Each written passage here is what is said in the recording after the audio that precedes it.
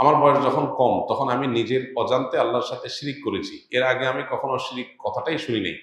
যখন বড় হয়ে বুঝতে পারলাম যে আমি আল্লাহর সাথে জুলুম করেছি, তখন আল্লাহ তাআলার কাছে অনুতপ্ত হয়ে মাপ চাচ্ছি। কিন্তু কোরআনে আল্লাহ তাআলা শিরিককারীদের ক্ষমা করার কথা বলেননি। আমি তো নিজের অজান্তে আল্লাহর সাথে অন্যকে শিরিক করেছি। আল্লাহ তাআলা কি আমাকে কখনো মাফ করবেন না? প্রথম কথাটা, আপনার প্রশ্নের মধ্যে একটা ছোট ভুল আছে। আপনি বলেছেন আল্লাহর প্রতি জুলুম করেছেন। আল্লাহর প্রতি জুলুম করা যায় না। নিজের প্রতি আপনি জুলুম করেছেন। আর উত্তরে আসি যে আল্লাহ তাআলা শিরক মাফ করেন না। ইন্নাল্লাহা লা ইয়াগফিরু আন ইউশরাকা বিহি। আল্লাহর সঙ্গে শিরক করলে সেটা আল্লাহ মাফ করবেন না। এটার মিনিংটা কি?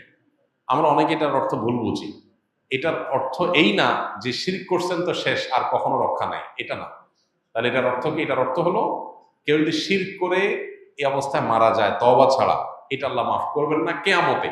দুনিয়াতে শিরক করার পর যদি কেউ তওবা করে অবশ্যই আল্লাহ মাফ করবেন।